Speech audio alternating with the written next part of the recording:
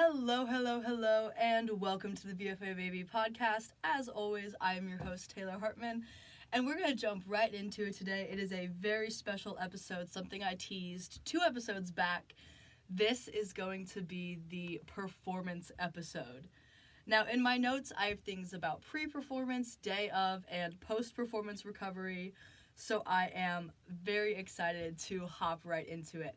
And this is really fitting because I am actually going and performing right after I film this. I am performing for adjudication for our fall dance concert.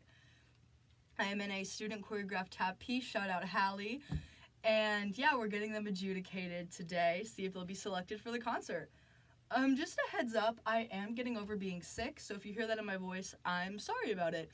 But let's just get right into it.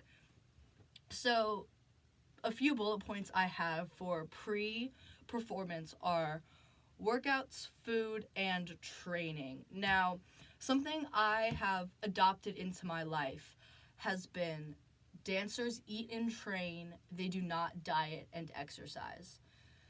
And what I mean by that is that we use food as our fuel, and we need a lot more food because we're dancing 40 some odd hours a week. We're doing 12-hour days most days. You know, you need food and you need that energy to be able to get through that. And so if you think about it in terms of eating and training rather than diet and exercising, you can get out of that really restrictive mindset that I think a lot of us have a tendency to fall into. So for workouts, if you know me, if you follow the Instagram or the TikTok, you know that I love working out. I go to the gym nearly every day. I take the stairs in my apartment all the way up to the 14th floor. I love moving my body. I love how it helps my dancing. It makes me feel good about myself. We get cleared out that mind, everything. And I think my biggest piece of advice is to obviously keep your workout, keep your cross training, but I kind of personally like to ease out the week of the performance. So I'll ramp, find my performance, like stamina, endurance, everything I like to feel before I go on stage. And then that week of the show, slowly taper it off. And I do this so I don't kill my body before the performance, you know. Cross-training is great. I'm going to do a whole episode on cross-training here in the future. Cross-training is awesome, but the fear is that, you know, it's not always... The fear is that you...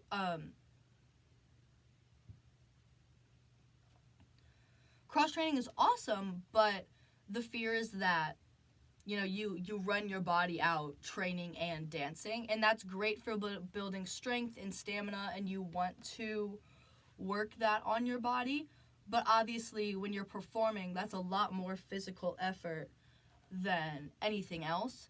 So I kind of like to ease up that working out leading up to the show. So typically in a day, let's see, I'm technically performing today, so I've kind of been easing up. I've also been easing up because I've been sick. So let me not use me as an example. Let's use me like in a month for fall dance concert. I'm going to keep my workout. I already got a pretty good stamina workout that I do to get me going for the show. And then week of show, obviously we're teching. I'm still going to go to the gym, but we're going to do something light. We'll do like a light Pilates. Maybe we'll swim in sauna. Maybe we'll just do a walk on the treadmill, like a little incline walk, rolling hills. You know, something where the first time you move your body that day isn't the tech, the dress, the show, but it's not so much moving your body that like you're just exhausted and you can't give your best at tech, dress, show. So that's really important to me, is that we're still moving our body. The first time we move our body is not when we are in the space, but we also kind of come into we know where our bodies are sitting that day. We know where our center of gravity is. I'm going to move my mic up here so I can sit up. We know where our center of gravity is that day. We know where how our bodies are feeling after a week of tech or dress or whatever. So just kind of easing it out, the workouts before performance is like my favorite thing to do. And my next bullet point is diet. Like I said in the cold open, we eat and train, we do not diet and exercise. Obviously, there are going to be foods that make you feel better to dance on, that make you feel worse to dance on. I like to, while not being restrictive, I do like to eat foods that I know will settle well, give me energy, but just kind of, chill me out. Before performances, well, I guess we're talking pre-performances. Pre-performances, obviously, I usually am really just eating like I usually do. Coming to tech, I obviously get a little more voracious as we are rehearsing all night, and I'll come home and nom, and eat like 1,000,001, literally just anything that's in the apartment. Obviously, after tech, I'll snack, I'll eat some ice cream, make a root beer float in the apartment. Something good, rewarding after the shows or after tech. Obviously, and then your body at that point is just so depleted that you really need to start picking up on that. And if it's a little bit of sugar before bed, it's not going to kill you. You worked really hard today. But yeah, we'll kind of get more into it on day of conversation. But, just eating normal meals, I like. Currently, my favorite lunch is kind of like what I like to call an adult Lunchable, in which it's apples and carrot slices with peanut butter, and then we have like pita bread and like a little wrap in there, maybe some cheese. I'm kind of in like a snacking era for real. Like just big grazing platters to just snack on. I'd be doing that. I'd be dipping stuff in peanut butter. Making sure I hit all my food groups, but I don't always have to sit down and be like, this is my plate, and this is a sandwich, and this is my side, and this is this. I'm kind of in a snacking era, and like I feel like that's easier for me on the go. That's easier for me to make sure I'm getting all my food groups in, all my nutrients in, so that my body can function at the high rate that I want it to function at. And obviously what works for me might not work for you. I'm flashing some lights, disclaimer. I am not a registered dietitian. I'm just sharing what works for me, and that might be different for your body. So take all this with a grain of salt. This is just kind of to inspire you to look at your own health and wellness routine going into shows, during shows, and after shows, just to kind of see how you operate and see what you like. And then you can help out your friends along the way. Yeah, and then lastly, so I'm kind of in a snacking era. And then lastly is training. So obviously this is different than our workouts. This is our like classes, rehearsals, all those good things. And I think the biggest thing is to balance it out. Again, if you know that you have a really jump heavy show, if you have a really turn heavy show, if you have a really, if the show puts a lot of strain on your back, take it easy in your warm-up class. Warm-up class is for you, right? Warm-up class is for your body, for you to feel the stage.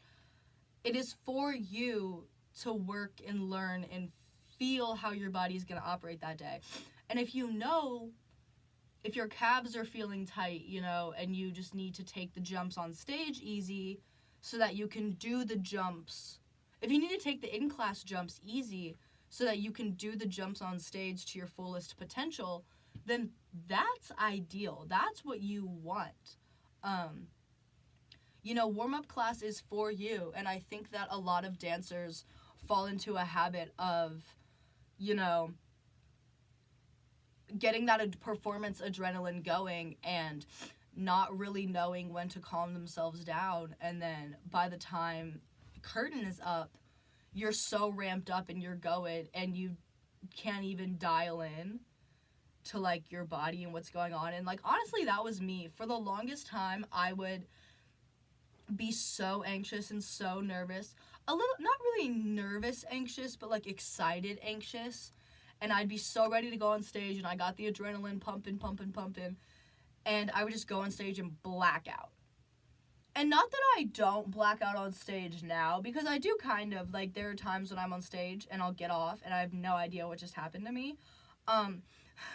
But there are I am able now to kind of rein in my adrenaline and let it fire off when I want it to.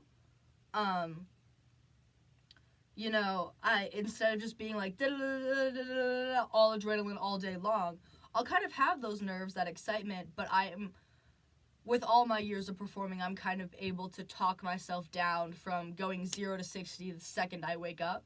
You know, that's what that workout comes into. You know, you kind of ease into the day. You take your day as normally as possible so that your brain doesn't think that you are in complete fight or flight mode, which is important because if you immediately wake up and you're like, it's a big day, I'm performing, I gotta do da-da-da-da-da, and you're running around, your brain is gonna immediately think there's danger and that you're fighting something off.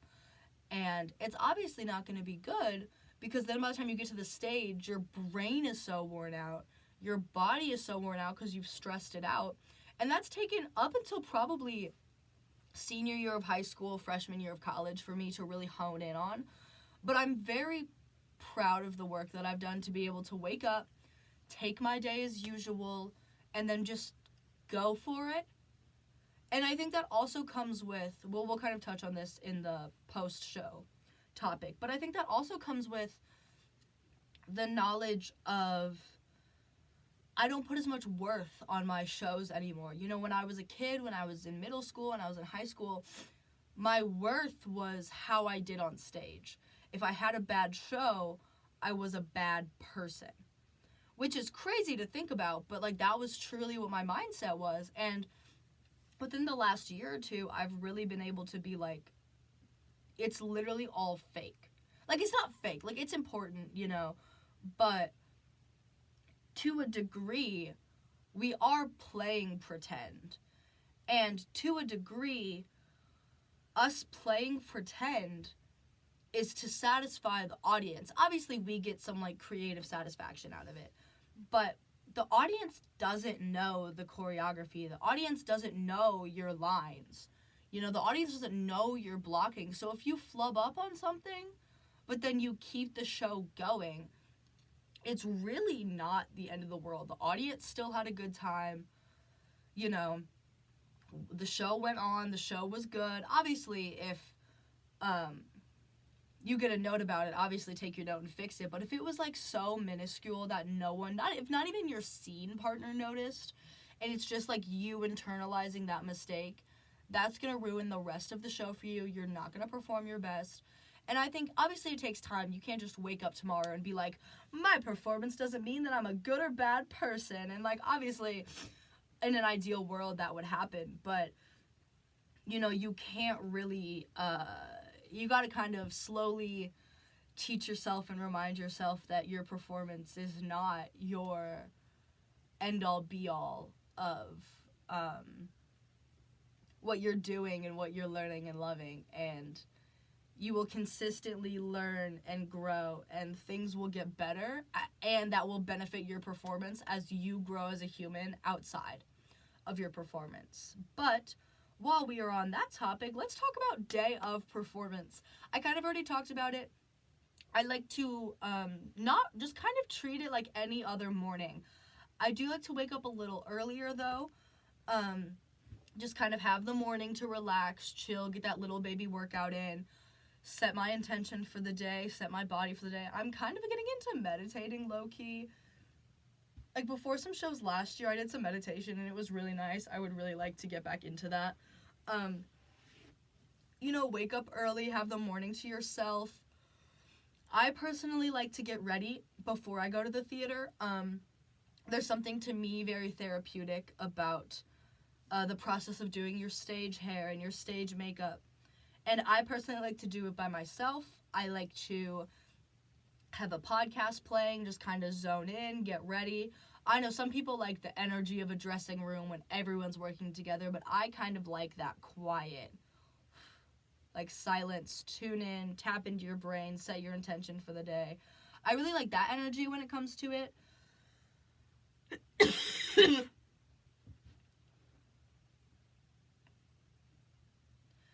Yeah, so I personally like to get up early, kind of spend the morning by myself, really work, just kind of tuning into my body, getting myself ready. I like to listen to a podcast that has nothing to do with what I'm doing that day. I listen to a lot of great arts podcasts. I listen to Dear Hollywood.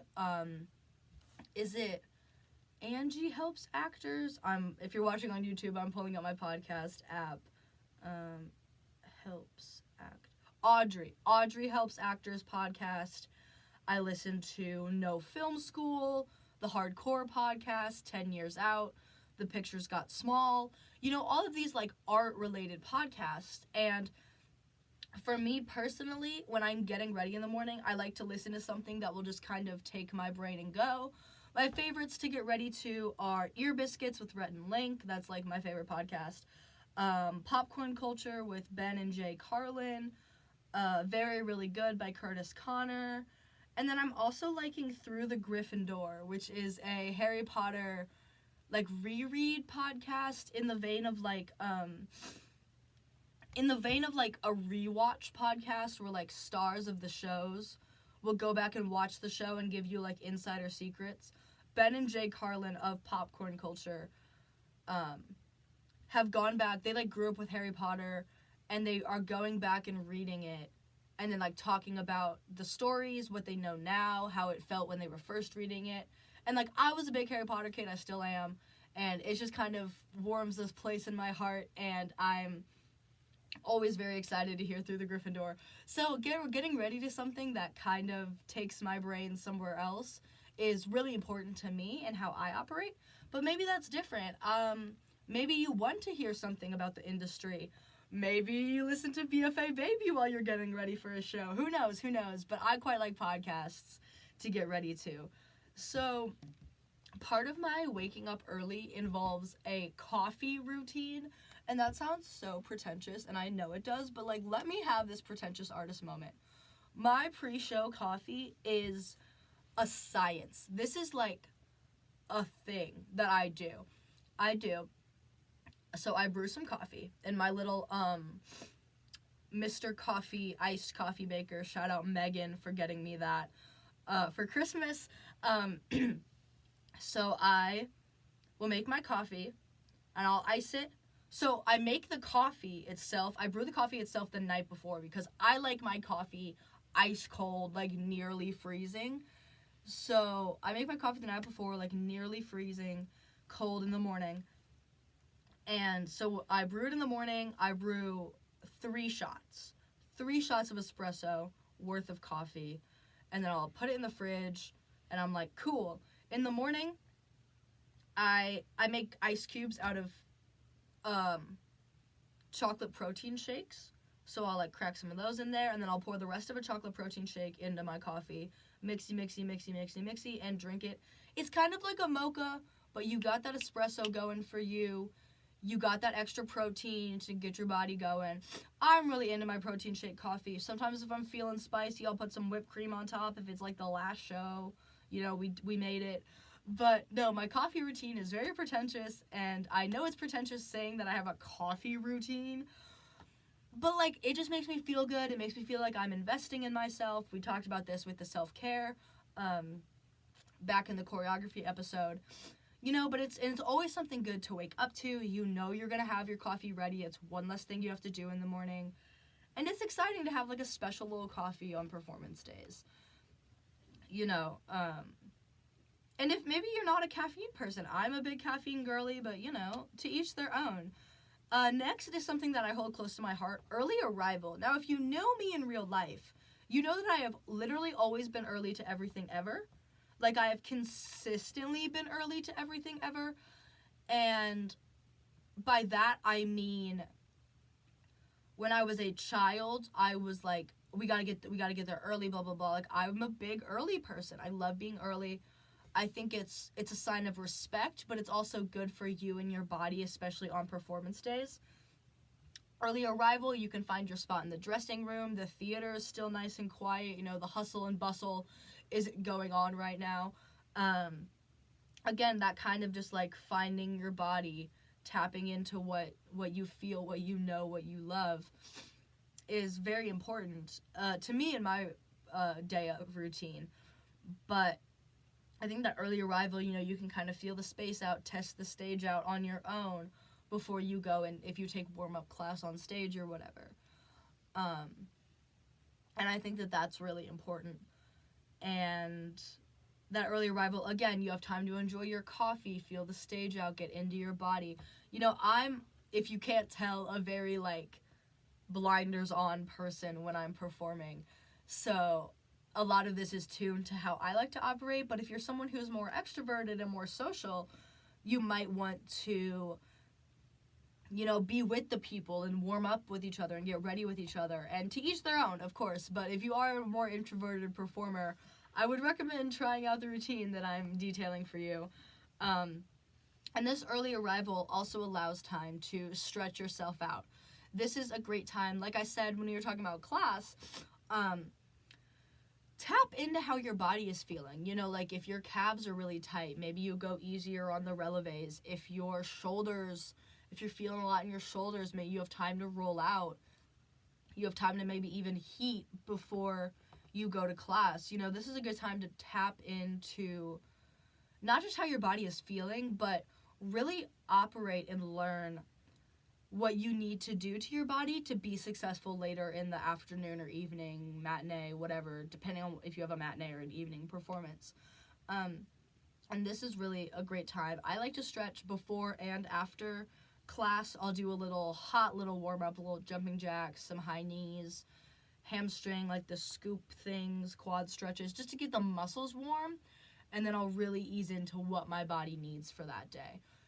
For fall dance concert last year, there was a lot of motion on our hands and on our backs. We were playing Cats. Not quite Cats the musical, but somewhere in that vein. And, I spent a lot of my pre-show time, rolling out the wrists, stretching out the fingers, making sure that everything was nice and articulated. And I really focused on my back. I was rolling her out. Pre-show, intermission, after the show, which we'll get to. I was really, really working on her to keep her safe and strong while I was dancing, because there was a lot of work on my back. And I left the shows feeling good every night, which is the goal. The goal is to obviously prepare so that when you perform and you leave, you feel good, which we'll talk more about in the post-show section, which I keep alluding to. It's going to be this amazing section, but it's just post-show stuff. But, yeah, so getting there early allows you to sink in, allows you to stretch, talk to your body, see what your body needs from you that day. And, yeah, it's kind of my favorite thing. Again, earbuds in, podcast. Maybe I might have some hype music going on at this point. I have a hype playlist, a pre-show hype playlist. So that might be going on in the ears right now. But yeah, just once again tuning into my body before the chaos of a performance day descends upon you. Lastly, on the day of, notes, I have my pre-show rituals, and I am very into these. I am someone that I consider myself to be very superstitious. And we kind of talk about this, we have talked about this in my apartment, that I'm not a religious person, but I am a superstitious person. In which, I mean, my agnostic beliefs, I was going to say agnosticism, but I don't think that's a word. My agnostic beliefs, I think that there is something out there, but I don't know if it's God in the traditional sense, traditional Christian Catholic sense, Anyways, I am really superstitious, especially when it comes to performing and auditions and stuff. I think that leans into my I think there's something out there that can give us a hand, kind of not control, but give us a hand, kind of knows what's gonna happen type beat. So I have a lot of pre-show rituals. My coffee routine is a bit of a pre-show ritual for me. I feel if I don't have that coffee or I don't have something similar, my body just, we're not getting going. And obviously that's a very, psychosomatic thing. But, sometimes I'm I really need my body to get going today.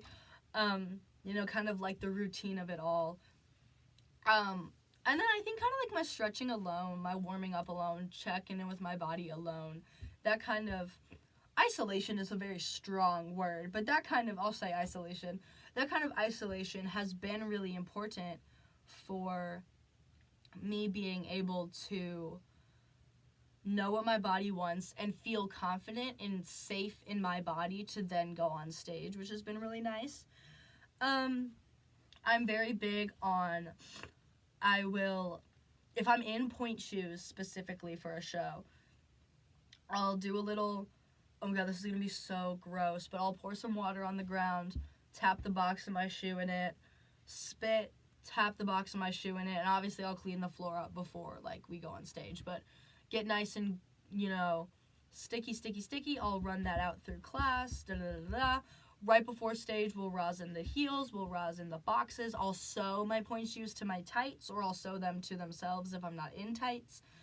I've never had a ribbon come out on stage, that's a fact. Knock on wood. Oh, you can already see my superstitions coming through. Knock on wood, but I've never had a ribbon come out on stage, and I think it's because I take so much time and care with my point shoes.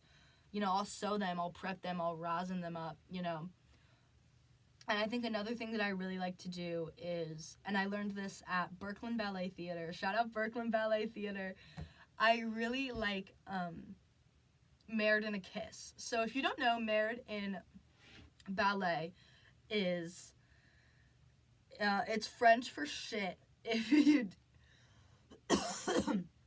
it is French for shit, if you didn't know, and this comes from the time where people would bring horse and buggies to the theater, and if there's more horse shit on the ground outside the theater, that means there are more people coming in the horse buggies, meaning more people in the audience at your show.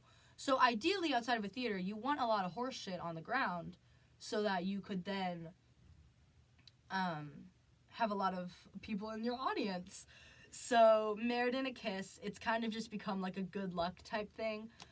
Side superstition, I think that saying good luck is bad luck, but that's just kind of like a bunch of people down the line have always done that, so Married in a Kiss, at Brooklyn, we would stand on stage in a big circle and be married in a kiss, and you would kiss the cheek of the person next to you. Married in a kiss, mwah. Married in a kiss, mwah. Married in a kiss, mwah. Like all the way around the circle. And it was just so sweet. And I think that we should normalize kisses, but like that's a whole other thing. But normalize kissing your friends.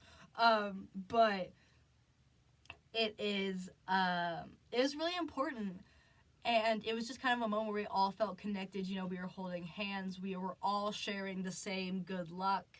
And merit is so intrinsically tied to the history of what we love to do. And I just love it. Married in a Kiss is like everything. So like a few friends around the theater, I'll be like, married in a kiss, and we'll tap cheeks, or we'll kiss top of the head, or we'll kiss a cheek, if obviously you can't just like go up and kiss someone on the cheek. Like obviously if it's been like something that we've established, like a consent check-in, obviously it's important, but a lot of the times it's married in a kiss and you like kind of tap cheekbones, like a mwah, married in a kiss, like this way. But married in a kiss is a really big one for me, and I kind of take it back to my Brooklyn days, and I love that I still do it. It makes me feel connected to my cast, connected to my castmates. Also pre-show rituals, I really enjoy, I'm really big on, like, a snack.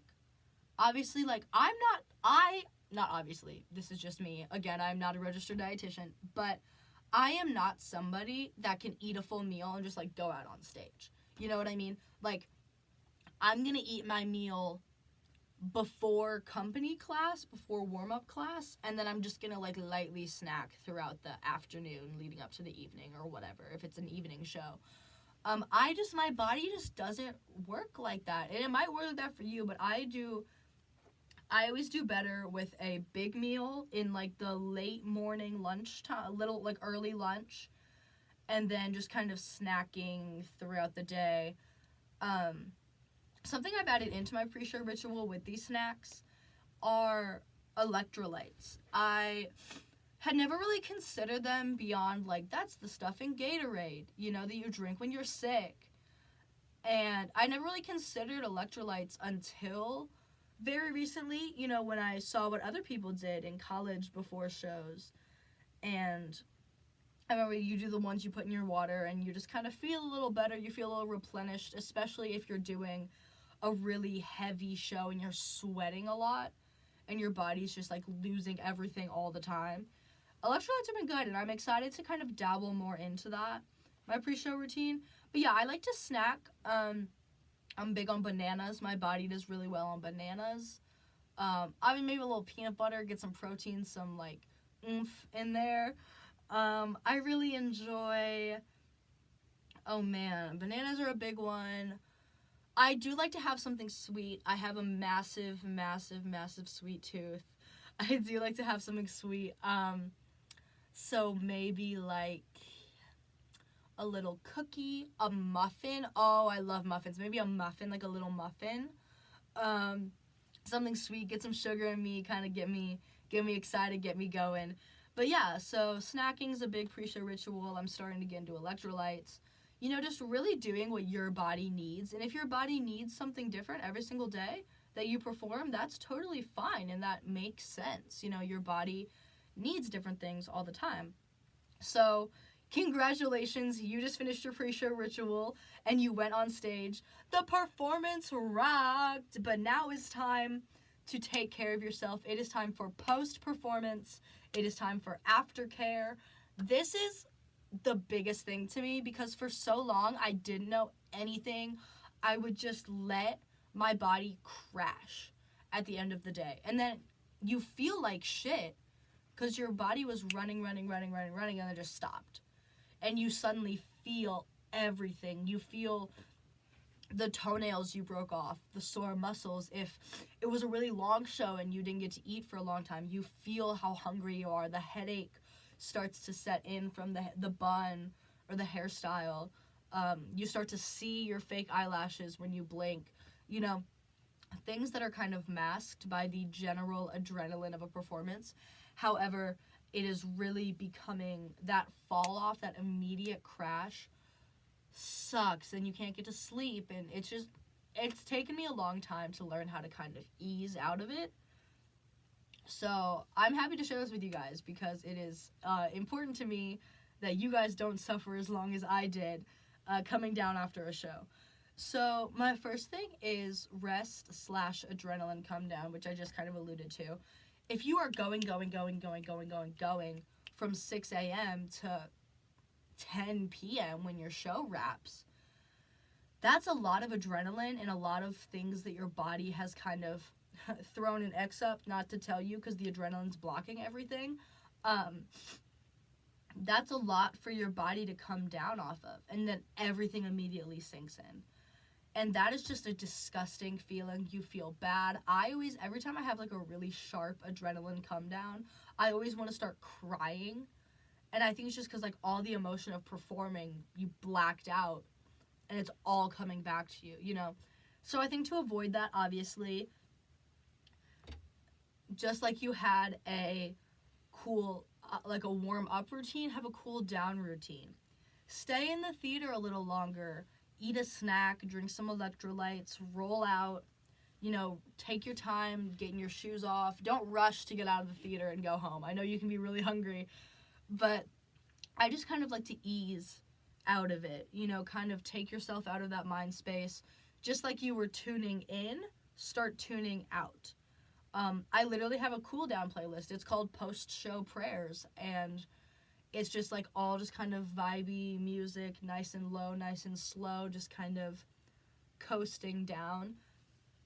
And then obviously go get food. You probably haven't had like a reasonable meal if your body works anything like mine. You probably haven't had a reasonable meal in a hot minute. So go get food, get something big, get a big meal. You know, if you're performing the next day, obviously get yourself something that you'll feel good performing on. But no, just go eat. Your body needs all of that energy. It just worked so hard and did so much for you. Thank it with a good meal. If you're of age, maybe a drink. I'm not a big drinker. I'm also not of age, but it's not really for me. But maybe it is for you. I know a lot of performers that like a little nightcap and they just kind of pass out. Just kind of go right to bed. But yeah, just kind of do whatever you need to ease yourself down and then replenish your body for all the hard work that it just did. And then prioritize rest. I think like that night, a lot of times, especially in college, people like to go out after the shows. And like I talked about a few episodes back, I'm very big on bedtime, especially when I'm performing. I'm a big sleeper. I really like to have like a good set bedtime. And that just helps me prepare. And I think that could go back to pre-show, like getting a good night's rest before your show. To me and my body is very important. And I think a lot of people will tell you the same thing, that it's important. And yeah, I think that the feeling and the energy of a good night's sleep will help you benefit your next performance or whatever you have going on the next day. So prioritizing rest is really important for me. And I think to get into that place where my body and my mind feels calm enough to settle down, I think would be part of, I like to take a good shower, a good massage. In college, I was introduced to Theraguns, and I like to borrow people's Theraguns and roll out my muscles. Foam rollers, ice baths are big ones. I love icing my feet after a show. Take a nice hot shower and then cold shower on your muscles. Heat packs if anything's tight, rolling out. Like really taking time to invest in the care of your body and lean yourself into that place of relaxation where your body feels nice and warm and comfortable and you feel nice and warm and comfortable. And then you can just kind of easily coast off to sleep. And something I really like also that I talked about was tart cherry juice. It has that natural melatonin. It's a bit of a routine. You know, my body knows if I'm going to pour this cute little glass of juice and I'm going to drink it, it's getting ready to go, time for bed, you know. And then, like, skincare. Stage makeup is bad for you, just, like, in general. That's a lot of makeup and sweat and grime that you've built up on your skin. Really take some time to, you know, wash your face, cleanse it, all that fun stuff. Really take some time to do that, because if, you know, you have clean skin, your makeup will apply better tomorrow, but also you'll just feel clean and fresh, and you can get into your bed and not have to worry about, like, getting foundation all over your pillow and silly stuff like that, you know. Just kind of really resetting your body, acting like it is going to be a new day, but, you know, just like you took the morning very calmly, you're going to take the evening very calmly. Really invest in your body, eat good food, massage it out, ice bath it out. Take care of it so that in the morning, when you inevitably have to do it all over again, your body isn't dead and exhausted in the water from everything you did the night before. You know, I know people that do a show, go out, go to bed, wake up, do a show, go out, go to bed, wake up, and that, I mean, props to them if their body works like that, but my body simply, like, could never keep up with that. You know, my body will get tight and it will get sore, and then it'll be harder for me to perform. You know, just taking a lot of care of my body is something that I've really embraced. These past 2 years and kind of going into a new performance season here at college, like, taking care of yourself, and I want to end on this note as we talk about aftercare. Taking care of yourself after a performance is not selfish. Skipping that function after the show is not selfish. You know what your body needs best, and if your body needs social interaction after a show, amazing. Chase those dreams. But if your body is like mine and your body needs to kind of cool down and relax after a show, it's not selfish of you to go and make that happen for yourself, you know. And I think when you get into, like, an adult performing space, like a college, you know, everyone is on their own and kind of has known what their body needs. There's a lot less judgment for, like, if you're going to go out, if you're going to go home, like, what you're going to do after a show. You know, everyone appreciates that you know what's best for your body, and that's one of my favorite things about college this far. So it is not selfish to take care of yourself. It is not selfish to relish in yourself before and after a performance. Your body has worked so hard, And not only have you physically worked hard, you have emotionally worked hard. And over a period of rehearsal, like no matter how much rehearsal, if you had 2 weeks or 2 months to put this show up, you know, it was hard work, and you did it, and you made it, and celebrate your body and thank your body and relish in it. And it is not selfish or vain or self-centered to do so. It is the right thing for you to keep performing and honing your craft at the rate and the pace that you want to be at. And that is critical to your success as a performer, is the longevity of your career.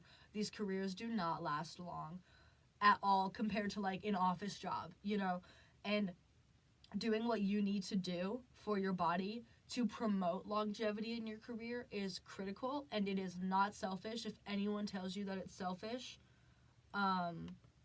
leave them. Let that go. But yeah, so a bit of a shorter episode today. I don't really want to wear my voice out as I'm getting over being sick, but I hope you enjoy this performance episode. We talked pre-performance, during performance, and post-performance. And yeah, I think that is all I have for you today. Again, if you're watching on YouTube, our videos come out on Tuesdays, and the audio of this podcast comes out on Spotify for podcasts on Wednesday. You can find me at Tata's Ballet, periods between words, on Instagram, and you can find the podcast at BFA Baby Podcast on Instagram. I am so excited that you were here listening, and thank you for hanging on with my sick voice. Thank you for hanging on and listening. I hope you enjoyed this performance episode, and merit a kiss for your next performance. Mwah.